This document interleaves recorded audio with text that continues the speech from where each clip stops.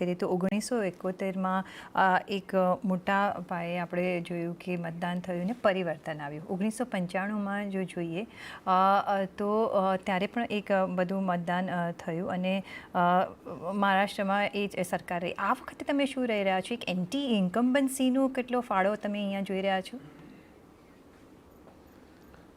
મને પૂછ્યું? જી જયવંતભાઈ. હા, મહારાષ્ટ્રમાં મેં કહ્યું એમ કે એન્ટી ઇન્કમ્બન્સી છે એ દેખાઈ નથી રહી અને એનું કારણ છે કે ભાજપ જે તમે 1999નું નરેન્દ્ર મોદી એ વખતે એ તો મહામંત્રી હતા અને એમણે અમેરિકાની એક ચેનલને કહ્યું હતું કે એન્ટી ઇન્કમ્બન્સી હોય છે પરંતુ પ્રો ઇન્કમ્બન્સી જોવા મળશે આ વખતે અને વિપક્ષો સામે રોષ જોવા મળશે. તો એ ત્યારથી નરેન્દ્ર મોદી આ સૂત્ર છે હંમેશા એ ચૂંટણીમાં કામે લગાડતા હોય છે. એટલે તમે 2002માં જુઓ તો એ મતદારોને સમજાવવામાં સફળ થયા કે આ બધું જ ગુજરાતની અસ્મિતા, ગુજરાતનો વિરોધ, એમાં વિપક્ષ અને મીડિયા અને સેક્યુલર બધા જે NGO છે એ બધા લાગેલા છે. એવી જ રીતે 2007માં પણ એ વાત સમજાવવામાં સફળ થયા, 2019માં પણ સફળ થયા અને અત્યારે પણ આપણે જોઈ રહ્યા છીએ કે એ હરિયાણા હોય કે મહારાષ્ટ્ર હોય એમાં એ સફળ થયા છે અને એના કારણે આ વખતે બીજું એક એ જોવા મળ્યું કે નરેન્દ્ર મોદી કદાચ થોડાક પાછળ, એટલે કે એમણે પોતાની જાતને રેલીઓ કરી એ બધું જ બરાબર છે પરંતુ યોગી આદિત્યનાથ છે એ સ્ટાર પ્રચારક તરીકે આ વખતે ઝારખંડ હોય કે મહારાષ્ટ્ર હોય કે હરિયાણા હોય એ ઉભરીને આવ્યા અને એમનું સૂત્ર બટેંગે તો કટેંગે એ ખૂબ સફળ સાબિત થતું દેખાઈ રહ્યું છે. અને આનું કારણ એ છે કે 2024ની લોકસભાની ચૂંટણી વખતે કદાચ હિન્દુ મતદાર છે એને એવું થઈ ગયું હતું કે ભાજપ જીતવાનો જ છે એટલે આપણે મતદાન કરવા નહીં જઈએ તો પણ ચાલશે. રામ મંદિર બની ગયું છે, 370 દૂર થઈ ગઈ છે, ટ્રિપલ તલાક દૂર થઈ ગયા છે, તો હવે શું બાકી રહ્યું? અને થોડોક અંદર જૂથવાદ પણ હતો. નીતિન ગડકરીને રાષ્ટ્રીય કારોબારીમાંથી દૂર કરવામાં આવ્યા હતા એટલે મહારાષ્ટ્રમાં એનું પડઘા દેખાયા.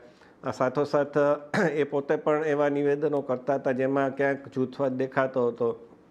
બીજી બાજુ સંઘની સામે જે નડ્ડાએ નિવેદન કર્યું એનો અર્થ સંઘ સમજાવવામાં સફળ ન થયો કે પહેલાં એવી સ્થિતિ હતી કે ભાજપ પાસે કાર્યકર્તાઓ નહોતા તો એ વખતે સંઘના લોકો પણ એમાં સક્રિય રીતે કાર્ય કરતા હતા પરંતુ હવે એ સ્થિતિ રહી નથી એટલે હવે સંઘ છે આઈડિયોલોજીકલ સમર્થન પૂરું પાડવાનું કામ કરે છે. તો એ સમજાવવામાં સફળ ન થયા પરંતુ પછી જ દેખાઈ આવ્યું કે આ જ્યારે સંયુક્ત રીતે નથી લડતા તો એનું પરિણામ શું આવે છે. ને એટલા માટે હરિયાણા હોય કે મહારાષ્ટ્ર હોય એમાં સંઘે પણ આ વખતે પોતાની બેઠકો કરી અને મતદાર જાગૃતિનું કામ કર્યું, અનેક બેઠકો યોજી, હરિયાણામાં પણ આ જ રીતે કામ કર્યું અને એના કારણે ફરીથી અને બીજું કે ઘણા બધા એવા સમાચારો પણ આવી રહ્યા હતા કે જે કટ્ટર લોકો છે એના દ્વારા કેવો ઉત્પાત મચાવવામાં આવે છે કે કેવું પ્રકારનું લેવ જિહાદ હોય કે પછી શ્રદ્ધા વાલકર છે એનો કેસ તમે જુઓ તો એ મહારાષ્ટ્રની યુવતી હતી.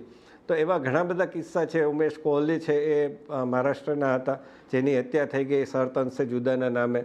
તો આ પ્રકારના કેસો સતત પાલઘરમાં જે સાધુઓની હત્યા થઈ ગઈ તો એ મુદ્દે બધા જ જે ઉદ્ધવ ઠાકરે હોય જે બાળાસાહેબ ઠાકરેના હિન્દુત્વનો વારસદાર કહી શકાય એના વારસદાર તો એ પણ મોહન રહ્યા, એમની જ શાસનમાં હત્યા થઈ હતી.